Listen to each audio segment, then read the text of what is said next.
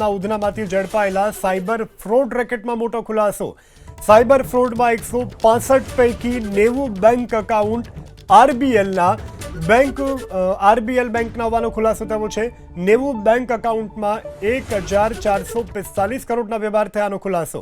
માત્ર 6 મહિનામાં 1445 કરોડના વ્યવહાર થયાનો ખુલાસો। અન્ય બેંક એકાઉન્ટ બેંક લોનના બાને ખોલાવ્યાનો ખુલાસો થયો છે।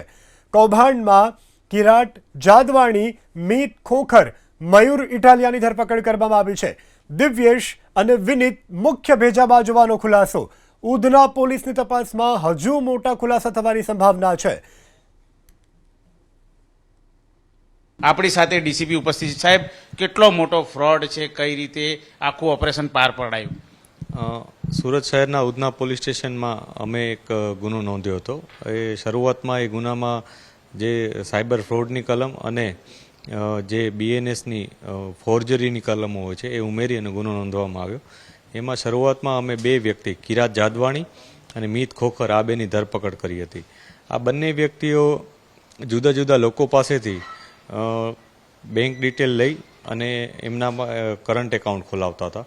એમાં એ લોકો એવી રીતના કરતા હતા કે જે લોકોની કેટલાકની પોતાની ફર્મ હોય ઓલરેડી એક્ઝિસ્ટિંગ, એ ફર્મનો ઉપયોગ કરી અને કરંટ એકાઉન્ટ અલગથી ખોલાવતા હતા।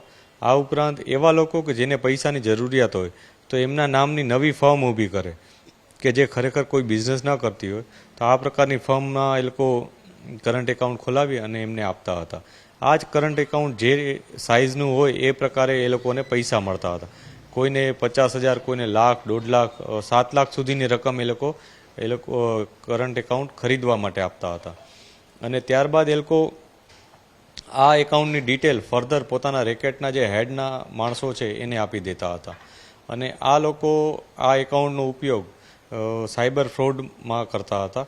એટલે જે સાયબર ફ્રોડ કરી અને જે લોકો પાસેથી જે પૈસા પડાવવામાં આવે અલગ અલગ રીતના, એ પૈસાઓનું જે ટ્રાન્ઝેક્શન, પાર્કિંગ બધું આ પ્રકારના એકાઉન્ટમાં થતું હોય છે।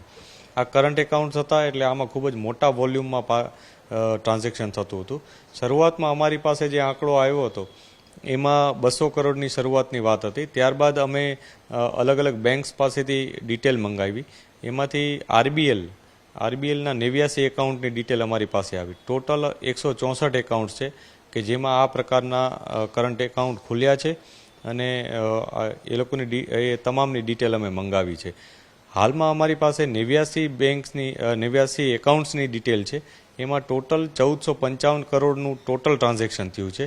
હવે આ ટ્રાન્ઝેક્શન કેટલુંક અંદરો અંદર હોય છે, કેટલુંક બહારથી આવેલું હોય છે, એ પ્રકારનું હોય છે। એટલે એનું ફર્ધર એનાલિસિસ અત્યારે ચાલુ છે। કિરાત અને મીત આ લોકો જ્યારે એકાઉન્ટ ખરીદી લે એટલે પછી જે એકાઉન્ટ વેચનાર હતા એ લોકોને પછી કોઈ રોલ એનો રહેતો ન હતો। ત્યારબાદ આ બંનેનો જ રોલ રહેતો। એટલે જે એમાઉન્ટ ટ્રાન્ઝેક્ટ થતી એના ટોટલ એ લોકોને 2% લેખે, 1.5% લેખે એ પ્રકારે જુદા જુદા કમિશન પેટે પૈસા પણ મળતા હતા। આ કમિશનના પૈસા અત્યારે શરૂઆતમાં અમને જે ઇન્ટ્રોગેશનમાં માહિતી હતી એ મુજબ 4 થી 5 કરોડ રૂપિયા એ લોકોને કમિશન પેટે મળ્યા હોવાની માહિતી પોલીસને મળી છે। સાહેબ, હજુ તપાસ ચાલુ છે, હજુ આંકડો વધે તેવી શક્યતા? હા, ચોક્કસ, કેમ કે અત્યારે જે અમારી પાસે ડિટેલ આવી એ ફક્ત 89 એકાઉન્ટ્સની જ આવી છે। હજી અમે બીજા એકાઉન્ટ્સ 164 એકાઉન્ટ છે, ટોટલની ડિટેલ આવશે એટલે ચોક્કસ આ આંકડો વધશે જ। અને પછી અમને ખ્યાલ આવશે કે આ લોકોને કઈ રીતના આમાં વધુ કમિશન મળ્યું હતું કે નહીં। આ કમિશન પેટે અમે અત્યારે જુદા જુદા જે એકાઉન્ટ છે એ બધા ફ્રીઝ પણ કરાવ્યા છે। એમાંથી કિરાતનું જે એકાઉન્ટ છે એમાં એના 3-4 અલગ અલગ એકાઉન્ટ છે, એમાંથી ટોટલ 1,40,00,000નું એમાઉન્ટ ફ્રીઝ પણ કરવામાં આવી છે। આ ઉપરાંત અમે NCCRP પોર્ટલ છે એના ઉપર પણ ચેક કર્યું છે। અનેકો ફરિયાદો આ પ્રકારના જે કરંટ એકાઉન્ટ ખુલ્યા છે એના ઉપર થયેલી છે, તો એની તપાસ પણ અત્યારે ચાલુ છે।